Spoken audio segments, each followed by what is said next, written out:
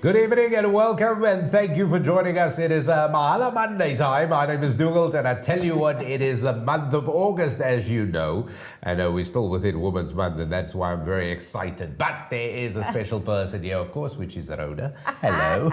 Hello, Dugald. Hello. Welcome everybody to the special show tonight. Thank you, Dugald. Yeah, so it is Women's Month and I must say it's been a crazy Women's Month. It's been very busy. We had some phenomenal shows thus far, and I'm looking forward to the rest of the month. Yeah, it's a bit of a lame intro I gave you tonight, isn't it? Very lame, Dugald. Very lame. I'm not used to it. You caught me totally off guard, but well done.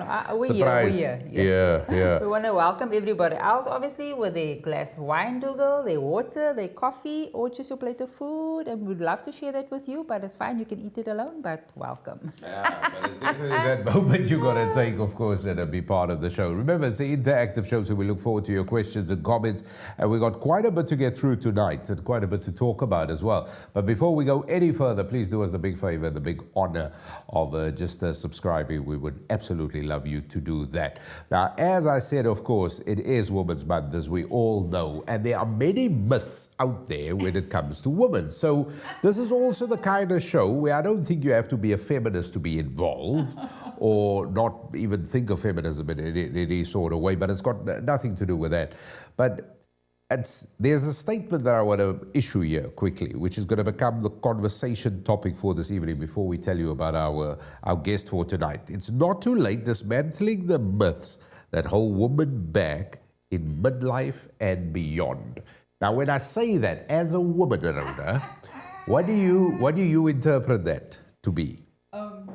I think for me personally, and finding myself where I am right now, because I know our guest is probably also going to be touching on this, it's really a case of the older you get as a woman, you know, there's a lot of myths, obviously, regarding age and the possibilities of can you not. But we'll obviously touch on that as well. But for me personally, it's a case of when are you too old? Yeah, that's a question in my head right now. And this that speaks directly to the fact of grabbing the bull by the horns. Exactly. Do you know what I mean? Whether a woman wants to change a career, and this is obviously all happening with the backdrop of the difficulty that a woman naturally would have in you know, now the world, like within a patriarchal society. Exactly. So getting a new job, changing direction in life, doing these things, whatever and what life throws at you. So let's throw in a couple of things there: divorce, separation, whatever it is, like maybe the partners, you become single partners passed on, or, you know, any of those sort of things.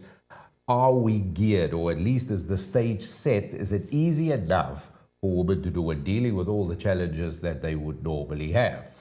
So, and I think this is why we got the expert here. That's why we got the expert. So for me, and I love to get her on the show because I think she would definitely answer a lot of those questions, and especially the myths. And besides the fact that you as a woman, besides those challenges, that is your day-to-day challenges which men and women face. Yeah. You know, irrelevant if you're male or female, but there is a little bit more to a woman when it comes to a certain age where changes are taking place.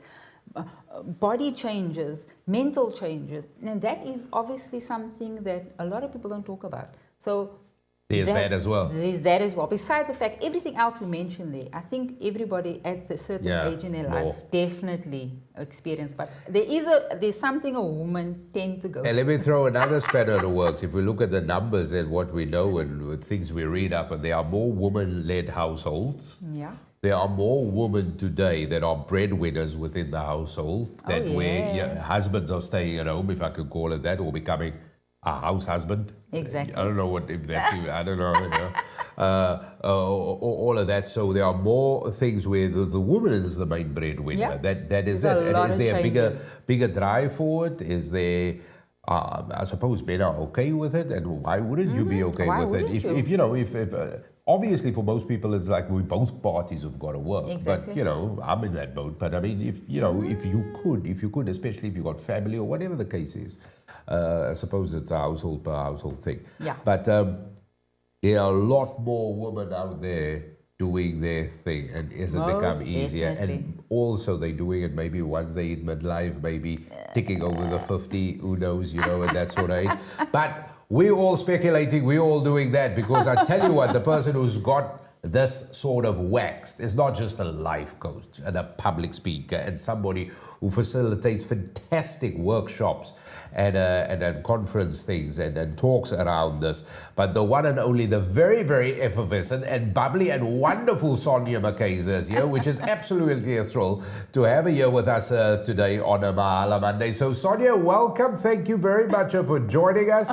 It is so fabulous to have you here because we're talking about people busting all these myths, women going out there, the go-getters, and here you are, you epitomize all of that because that is exactly who you are. Thank you for being here. How are you doing?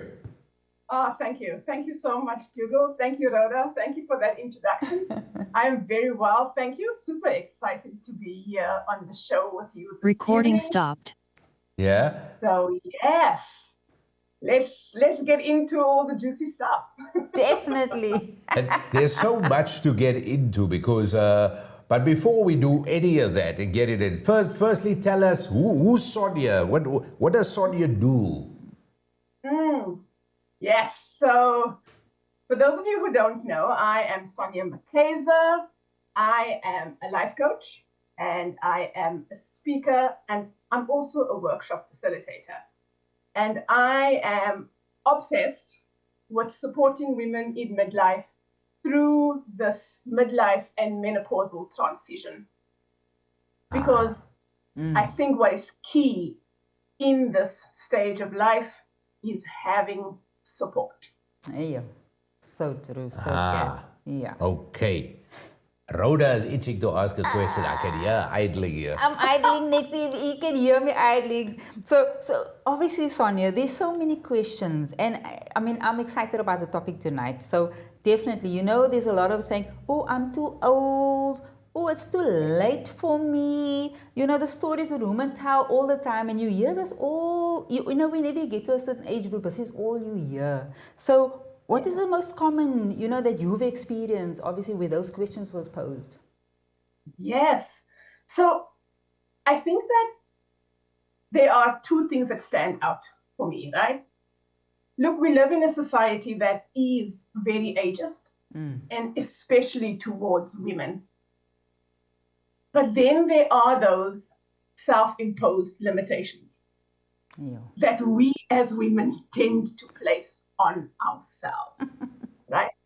It is when we buy into what society says, when it becomes our belief and our truth too, and we start believing that we are too old. We've reached a certain age and we can't go after the things we haven't yet done. So if there are any dreams that we want to achieve, once we get to a certain age, it's like, oh man, I'm gonna have to park that because I'm too old. People are gonna think I'm silly if I must now suddenly start a new job or do a new thing, or I'll focus on my job or the kids or whatever the thing is that we use as an excuse to not go after what it is we really want. Yeah. Often with a lot of regret. Hey, wow. Right? So true, so true. And when we speak about the regret, is it because then, it's like that moment just passed you by, the door's closed? Well, we think that's the case, right? Like I said, it becomes this belief like, oh man, we'll let the younger ones do that. I'm too old to do that. They can, or one of our big fears is to look foolish, right? So if I must do this now, what are they going to say? What gaan die mense sê? What are the people going to say if I must do this? Yeah. I mean, I'm no spring chicken anymore. Yeah. I'll leave that for the younger ones. And in that way, stopping ourselves from doing the things that we really, really want. Yeah. And sorry, Dugald, just on that, and I'm listening to you now, and where I'm finding myself now, which is quite weird, and in a situation where we kind of look back at our parents, and when they were this age, and we were always like, oh, geez, my parents are old. But yet I find myself now looking at my mother, which is in her 70s, and she's still so cool and funky and looking so good. And I admire her, and I think to myself, wait, my grandmother wasn't like that. My grandmother didn't believe in wearing pants, and a woman must wear a dress. And so do you think that my mother's obviously, I think, one out of 1,000 women that I think is very much like you, Sonia, because the two of you are very much alike. Fashion statement and colors galore and just a highlight of a party. So, and I think there's more women that experience like my grandmother's age. Do you think this is where it's come from, hereditary? Like, you know, I'm too old for this now, I'm getting too old? Oh, such a good question. So that's part of it, right? And some of it is inherited. So we get these inherited beliefs. Our parents or our grandparents, when they got to a certain age, life kind of slowed down. They started focusing on others as opposed to themselves. You know, retirement age is like a big thing. You know, like when you get to 60 or 65, that's when you must stop working after working at the same company for 30 plus 40 years. So we're definitely moving away from that kind of behavior, right? Because to find people in this day and age, men and women alike, who stay at companies for that long, it is becoming less and less of a thing. People are moving around, they're changing their jobs, they're seeking better opportunities. So that's already shifted. Right? But yes, those are definitely things that we can inherit. But it's up to us to change that. Exactly. Let me just say, I love to be like my mother one day. Exactly, right? And my mom's exactly the same. She is, her age doesn't define who she is or what she does. You know, she's such a go-getter. And I'm definitely grateful that I've inherited that too. And more. So, Sonja, given that as a background, in terms of that it is generationally inherited or maybe culturally acquired, or whether it happens via socialization or any sort of way that we operate, because to what you've described also would exceed not just women, but it also would encompass men as well. I think men would also have that same sort of argument in terms of, no, I'm maybe too old for that, leave it for the young ones, I'm not going to do a shift of, I'm not going to pivot direction in life, I'm sticking to this course. But in that way, life in itself, we juxtapose ourselves because we all believe that we should seize the moment, seize the day, and grab a new opportunity and never say no, and don't look a sort of gift horse in the mouth. Why is it? Is it culturally, or was it a case of we don't have the guts to do it? What does it really boil down to? So what I think for me, what the difference is, right? So yes, men and women often reach that same place where they go, oh, maybe I'm too old for this. Maybe it's too late. The difference, however, between men and women is when men do decide to go for it, it is very likely that it won't be frowned upon. Women, however, older women, if they do decide to go for it, there's often society, because of us having bought into women must behave a certain way. Oh, yeah. It's often frowned upon, like, oh, gosh, you know, she's in her 50s already and she's doing this, or whatever the case may be. Men sometimes get celebrated for doing that, women frowned upon for doing that. So true. You know, so that's to answer part of your question. It affects us both, but there is the likelihood of women being the ones who will be talked about in a negative way because of them doing something is more likely, right? But here's the part that really excites me, is that there is a whole generation of women who are going through the menopausal transition right about now who are saying, hold on. This is what happened to our parents. Yeah. We don't want that to be the case for us. We want things to be different, not just for us, but for the generations who come after us. So true. And we are the ones who are realizing that, oh, okay, this stops with me. If I do things differently now and show my kids, my kids' kids, There we go. that I am the grandmother that started a new career at 50, 60, whatever the case may be, then that's how things shift and change. And we see it happening more and more. Most definitely.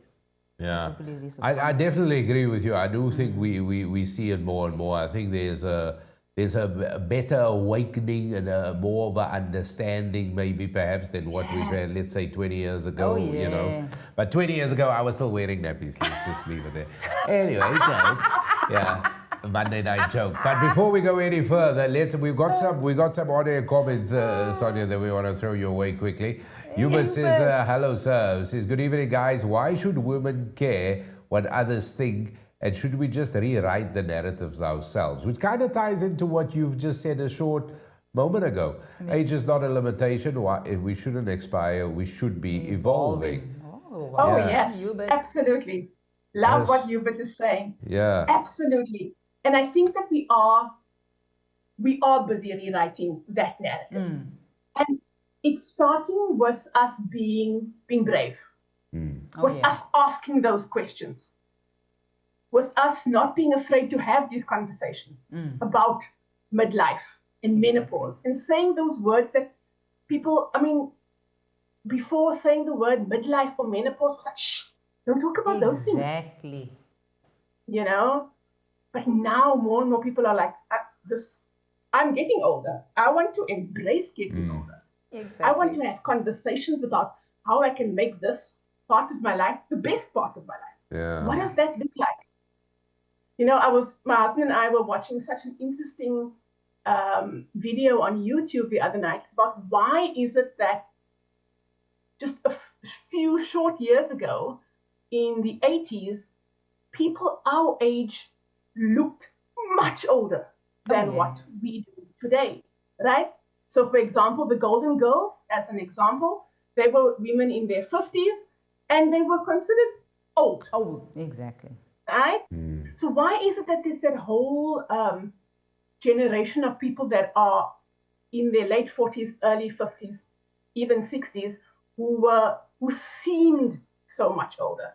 And the difference is we are taking better care of ourselves than they did. Right? Exactly. People are smoking less, moving more. We have access to better food, access to better resources. We have information. So all those things are playing a role with why aging is different these days. What an exciting time to be alive. I was just going to say, and you know what, I must say, Sonja, like you said, back in the day when somebody says midlife or even menopause, and if you really think of it, a lot of people back in the day, when they mention midlife, it's divorce stories, because now people's just going to go on a divorce because I'm now in my midlife. So never understanding, I think, what they were actually going through. And now there's more discussion. So before it was really a case of, I'm going through this changes, not understanding what's happening. And it's just like, oh no, I need to find myself, I need to move on.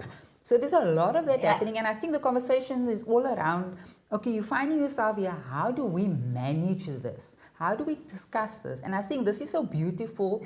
It's becoming more a talk about, look here, this is a problem, how are we going to solve it? In case of somebody going through this alone and you feel like you're alone. Because I think back in the day, women wouldn't talk about this, Dugald. It was really a case of, I think there's something wrong with me. There's a mental, Absolutely. And it's actually menopause. Yeah, if I may, because that's going to be the man who brings up the menopausal conversation now. And I'm saying this from the utmost, this will probably be the most ignorant statement the world has ever seen, and that's happening right now. So record this.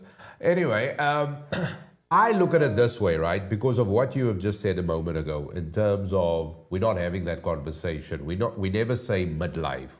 The word menopause is almost taboo words. Yeah. But in the same breath, when it comes to, and I'm trying to just sort of look at the opposite angle of this, when it comes to puberty, this is something that is, we all talk about it up until a certain point, then we forget that we've spoken about it. But in a way, those two, and let's call them imposters for now, should be treated both the same. So the same way that we address puberty, no, it's just, and we kind of get on with it, or whatever it is, or teenage snags, whatever you want to call it. But as we all know, puberty is a real thing for everybody. It is something that is there, and it lasts for several years, or weeks, or moments. I'm waiting for mine to kick in, but the point is, it is there. And then you have, on the flip side of that, menopause, because it is really a taboo topic, because this is something I never hear people talk about. And I speak to many people, not within my family. No, nobody really talks about it. Ladies would, and I would assume women would talk amongst themselves about it. Sisters will talk about it. You and your best friend will talk about it. Oh, yeah. You might address it with your mother, or, that sort of thing. But it doesn't have the same status and general conversation as puberty would. Should we try and narrow the gap a little bit and maybe talk about it that way? Because in that way, I almost feel then there becomes more liberation with it and less limitation with that topic. Give me a 5, Absolutely. Google. Well done. I'm giving a 5 on our behalf there. So it wasn't controversial what I just said? Well, I want to touch on the things that you there's some controversy. Here we go. So funny that you should mention puberty. They often refer to menopause as the second puberty. And I don't know if you recently saw a meme doing the rounds saying that menopause is cougar puberty. Oh, wow. Funny. There you go. But here's the thing about menopause, why it's different to puberty. Puberty happens to both sexes. Menopause only happens to women. So what do we do with something that happens only to women? We create some shame, right? We create shame because it's something that we must just get on with, right? We must kind of just don't talk about it. It's just like part of life. Get on with it. And what we now know, right? And it's only recently become such a talked about topic, which I'm so grateful for, is how the decline in our hormones actually impact us, right? Like impact so many bodily functions, right? Wasn't spoken about 20 years ago, not even 10 years ago. How women went through menopause 10, 15 years ago without saying a word or thinking they're going crazy and having no one to speak to about it. Right? Must have been so hard. So hard. We are starting to take the taboo out. It's definitely can be considered as puberty because of that hormone connection, right? But it's up to us to take the shame out of it. Definitely. Because there's definitely still shame attached to menopause. Yeah. It's also, there's a lot of, because it was kind of the saying that you're going through, it was kind of announcing that you can no longer have children, right? Now, if a woman can no longer have children, what even is her purpose? Question mark, right? Exactly. Oh, wow. Yeah, it becomes difficult. So women kept very hush about it because that's wow. If we're not here to bear kids, what is our role? Yeah. How? I mean, you touch on so many topics there, and I mean that last statement of yours does really hit an emotional snag because that will stir emotions in everybody, regardless where you are. That is a very, very powerful statement. But there certainly is. I don't want to say is there blame because I almost feel like older women should play more of an active role with women who are becoming midlife and sort of, it's almost like everybody should take somebody by the hand. You know what I mean? Whether it's your daughter, niece, or auntie or whoever, you know. Absolutely. And, Love that. but the question, because this is we're talking about people here. It is very difficult for me to understand because I can have empathy and I can try and be supportive as a man, but I do not understand the changes. Do you know what I mean? I've got my own things to worry about. But, you know, and I'm becoming dumber by the second. So the point is, when I think women should have a more active role, but like you say, we're dealing with a stigma here where the topic almost becomes taboo. But surely men can also be a bit more supportive. Do we have studies that men are a little bit more helpful than what they were, or are they just like, eh? So good. So good. I love that question, Dugald, because that is exactly how we change this narrative, right? We involve men more, right? So we start having the conversations and we involve our significant others in the conversations. We tell them what's happening, because the thing about menopause is it is inevitable. Every woman is going to go through menopause. And Every woman. let me ask you this quickly, Sonja. Do we have a very clear, and I'm sure there will be data, that it's, let's say, mid-40s, late 40s, or it goes up to 60, it can happen anywhere there, or does it last that long even, or is it just a year? Yeah. It's all like this, isn't it? Okay, great question. So here's where it gets really interesting. Yeah. Because there is not just, I wish I could say to you, it starts at this age and ends at this age, and every woman experiences the same thing. So true. Guess what? None of that applies, right? So yes, there's an average age, which is about 51 years old, right? And many women at around the age of 51 will be in menopause. But the definition, the very definition of menopause is the tricky part. Because menopause is actually only one day. What? What? Yes. Menopause is actually only one day. And that day is the day when you no longer have your period for 12 months, 1 year. Gee whiz. That is the day of menopause. Everything before that is perimenopause. Everything after that is postmenopause. Wow. Menopause is actually just 1 day. Sonja, you educated me today. So I'm so happy to hear that. So for most women, it will be around about the age of 51, but it can start, shocker, perimenopause can start from as early as your late 30s. Wow. Yeah. Right? And it's different for every woman. So the average age of menopause is 51, and usually around 7 years before that is when the perimenopause will start. So about, say, 43, 44 years old. But like I said, it can start in your late 30s. And those symptoms of perimenopause, you will continue to be in perimenopause until you haven't had your period for 12 months. Wow. So the thing about period is, and I'm so happy that we can have this conversation on a show like this, is you can stop having your period for 8, 9, 10 months and boom, it will come back. And then you realize, okay, I'm back in perimenopause again, right? Yeah. And then you kind of wait, you play the waiting game.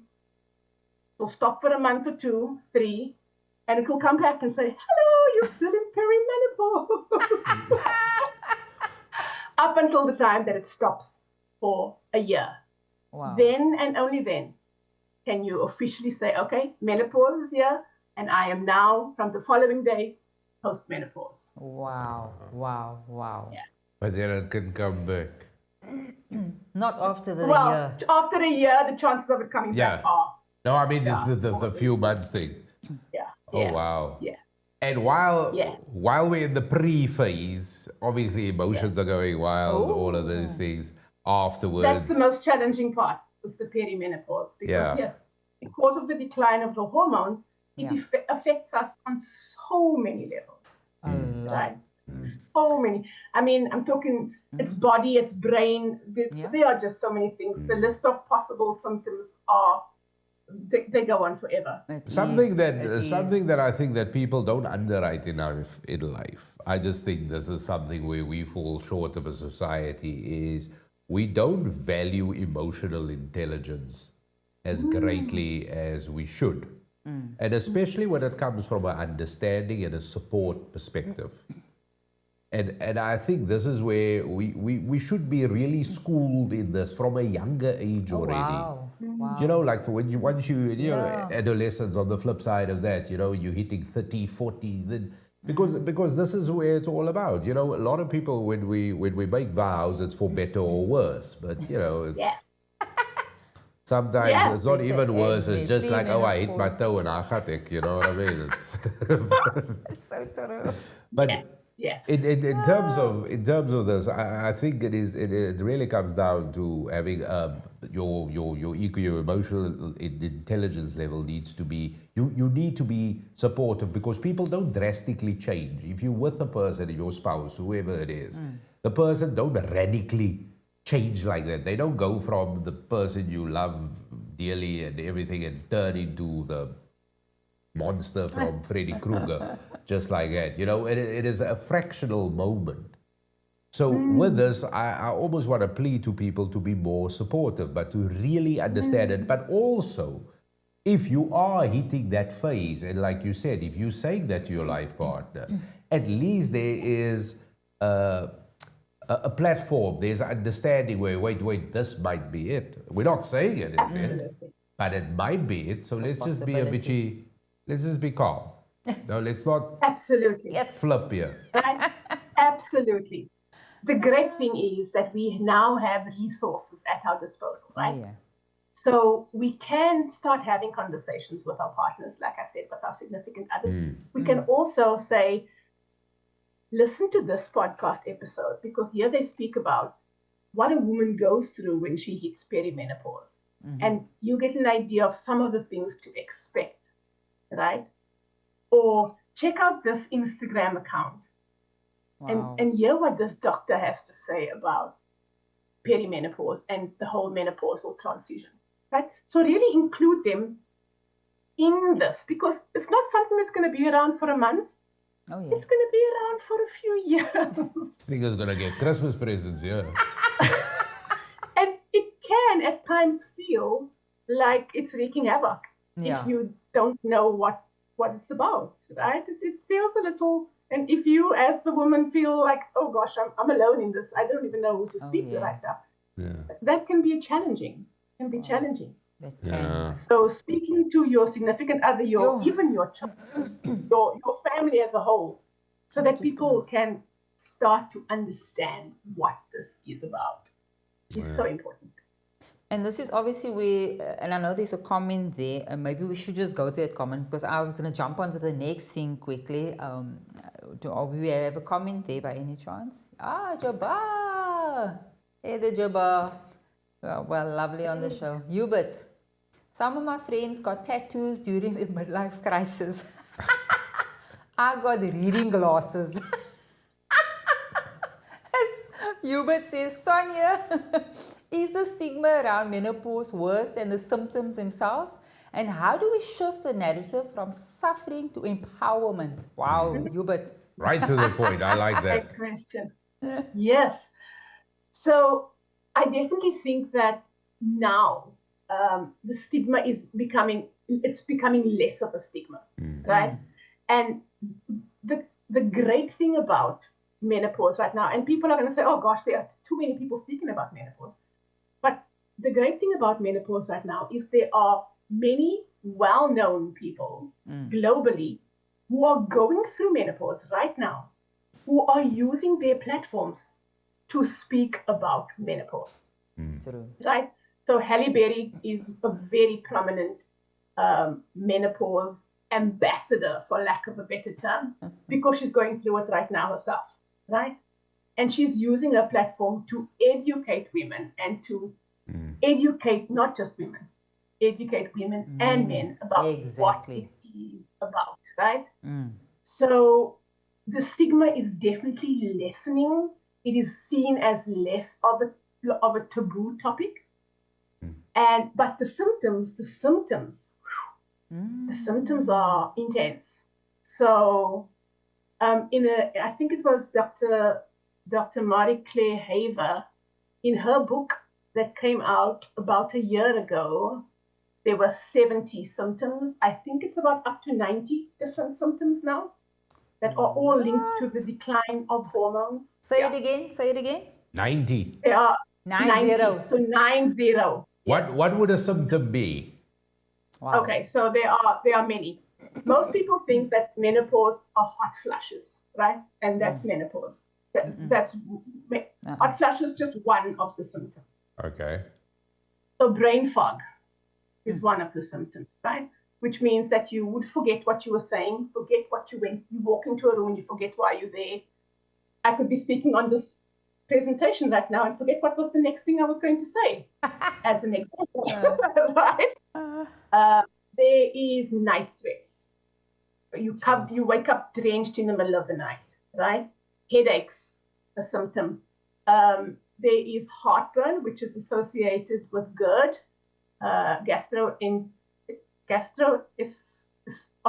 esophagus reflux disorder. There are so many, like 90. Yeah, 90 so many. Sleep disorders, another one. There are so many. Sure.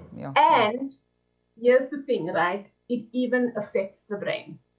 The decline of hormones, especially estrogen, affects the brain. Dryness is another. Your skin dries up, your mouth dries, everything just like dries up.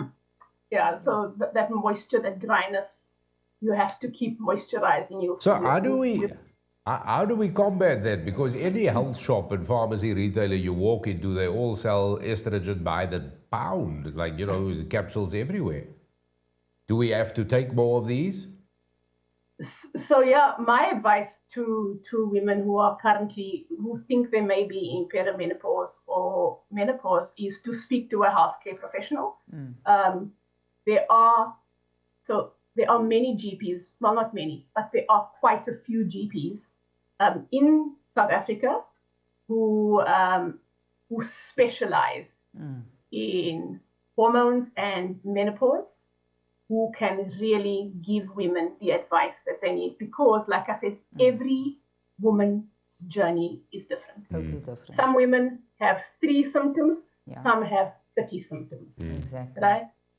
Exactly. Hormone replacement therapy is one of the ways that women can be supported through menopause, but there are many ways that women can be supported. But the best thing to do would be to speak to a healthcare professional that specializes. That's the key part.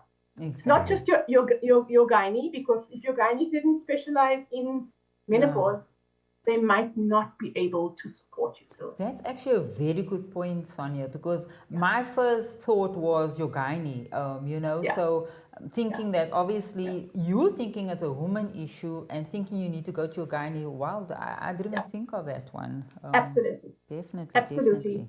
The scary part is that menopause, because as part of your studies, as part of doctors' studies, menopause is a module. Oh, wow. So it's not something that that the doctors specialize in. It's module. It's elective. Some of them don't even do it. Wow. So you have to find someone who specializes in it to get the support that you need. That makes a lot of sense. Makes a lot of sense. I think we left with more questions than answers, to be quite honest with you. Especially after this whole 90 thing. But as we get to the back end of our conversation, for anybody who's stepping into this period of their life, for people who's, the journey is now about to start, what is the message that we would like to share with them? So the key thing that I want to share with women out there, right, is to remember that support is key. Find yourself a community where you can share your menopausal journey, right? And whether it be your group of friends, whether it be an online community, whether it be your community at the gym or whatever the hobby is that you go to, but find that group of support, because that is key during this transition. Having people who have your back, who you can speak to about what it is that you're going through. Because trying to do menopause alone, not advised. Not advised. I've created a Facebook community called the Midlife Experiment for women in midlife, because I believe community and support are key during this transition. Yeah.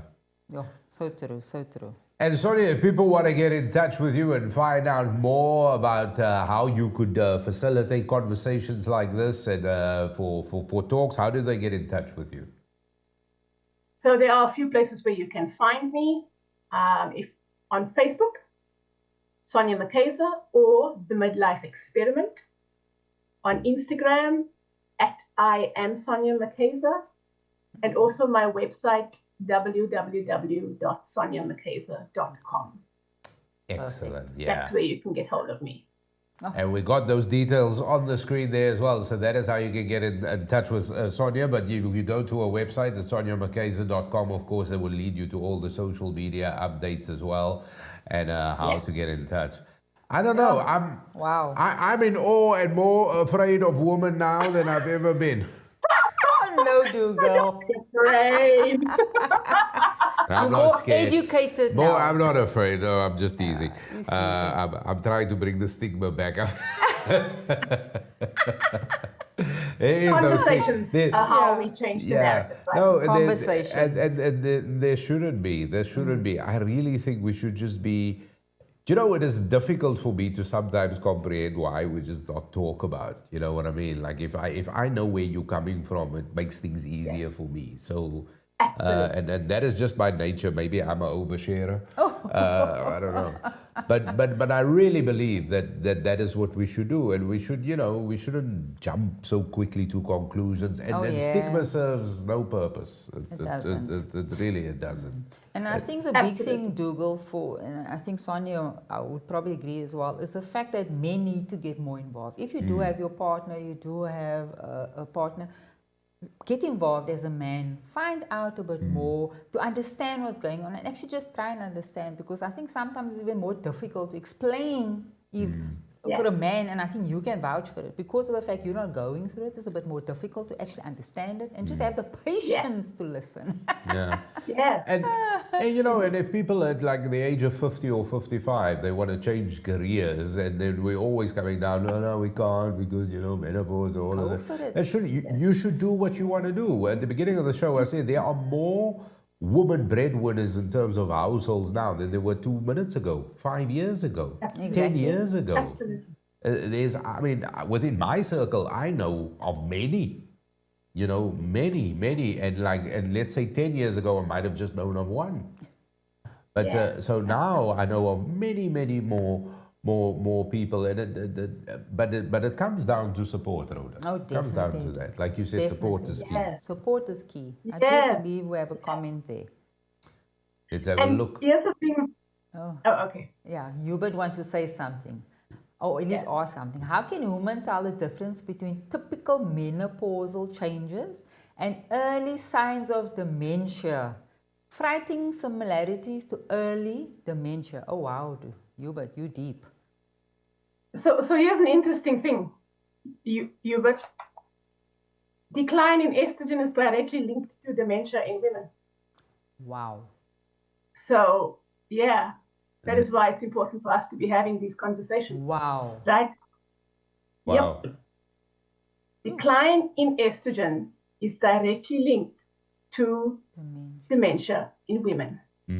Wow. And that is what Hubert was saying. They frighteningly similar. Frightening. Yes. Yeah. So that is why it's so important for us to be talking about this menopausal transition, because it affects our bodies. I go back to my statement 3 minutes ago. We are left with more questions than answers.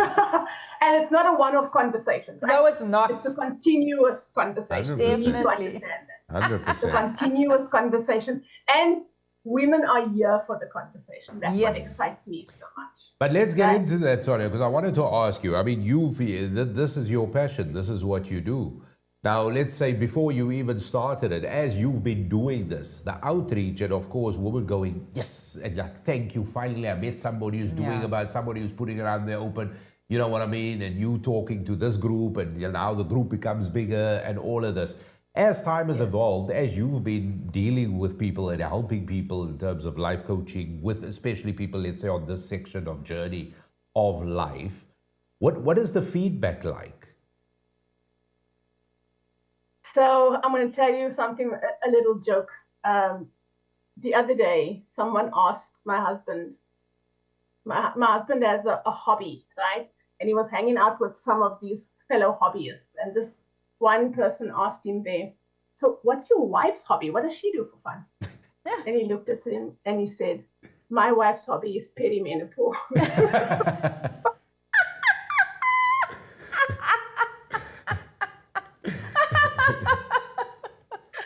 That's how obsessed I am with this. Like, so here's the thing that I know for sure. Even just 2 short years ago, when I really started having these conversations about menopause and midlife and this transition, more and more women are open to having the conversation, right? Definitely. More and more women are realizing that how their lives are impacted by this transition, by aging. But what I love about where we are right now is we are looking at it through the lens of being empowered. So not, oh my God, I don't know what to do, but what can I do? Yeah. Exactly. Yeah. Exactly. You know? So what can I do to ensure that as I go through this transition, I have all the information that I need. Wow. I have all the support that I need. Yeah. That's where we're at now. That's what I'm seeing more and more is women are on board for this not to be a suffering anymore. Exactly. Yeah. Yes. Beautiful. No, that is great. I don't think we can end it much higher than that. But what we can say is thank you so much, Sonja. Wow. Thank you so much for being here with us today and coming on the show. You've definitely educated and enlightened me. I can tell you that. I can tell you that much. Totally enlightened. Yeah. Wow. Thank you. Yeah, and I want to take you back to your one statement, like menopause only happens to one, so only 50% of Mahala Monday will know what it's like. But you may have to bear the brunt sometimes. He's going to have to bear the brunt sitting next No to problem, me. that's all right. For you, anytime, anything. Thank you, Dugald. Yeah. Thank you, Sonja. It was really enlightening. Thank you for having me. Yeah. Absolutely wonderful to have you on. Thanks, Sonja. We're going to have to touch base with you soon again because I see this going as another one. But yeah, thank you so much. Thank you so much. Wonderful. That was Sonja McKaiser, everybody. Yes, but definitely go check out our website, okay? You go sonjaMcKaiser.com. That is where you go. You can find her on LinkedIn. You can get on Facebook as well, Instagram as well. I am Sonja McKaiser. That is where you go. And of course, the conversation is ongoing. It's a constant conversation. Definitely. And especially with everything surrounding midlife, menopause, and the changes that women go through. And also just shifting course in career, as we started the conversation off there. Yeah. And obviously we were ending into it. I was hoping we were going to stumble into it, but then we got there, which is exactly it, which is brilliant. And she's absolutely fabulous. Fabulous. Sonja is another human from, it's just another planet. What a fabulous person. And I just want to thank Sonja because you know what, she's so enlightened and so in tune with being a woman, and you can relate to her. You listen to her. She's so inspiring at the end of the day. So I really, really enjoyed that, and I've learned so much. But you're hitting it on the neck there, because on the head there rather, because when it comes to men, that's a conversation I zonk out of, because see. I think do you know what I mean? It's like when people want to talk astrophysics to me, don't need to. I go that way. Do you know what I mean? You talk braai, you want to mention something like a braai or beer. Yeah, all of a sudden my interest is piqued, you know. So it is that, and she's got that ability and gift. She does. A really gift of making it relatable and everybody at least getting them in. So all I can tell you is you got to go to her website, sonjaMcKaiser.com. That is where you'll find all the details, and of course everything there in terms of the social media handles will be listed there as well. But if you want to get her for a talk, let's say at your office or facilitating a workshop or life coach, that is the person you got to speak to. She's absolutely brilliant, Rhoda. Yes, that's true. Yeah. That's it. So yeah, that is it. So from our side, is there anything else? Nothing else, Hugo. We'll see you next week. We'll see you soon. So thank you very much for the wonderful questions. There were some amazing questions posed tonight, I must say, as there always are. And keep those comments coming, because of course that will get the conversation really flowing there in the chat below. Keep them coming as you always do. And if you haven't done so, then we ask you just again to like and subscribe.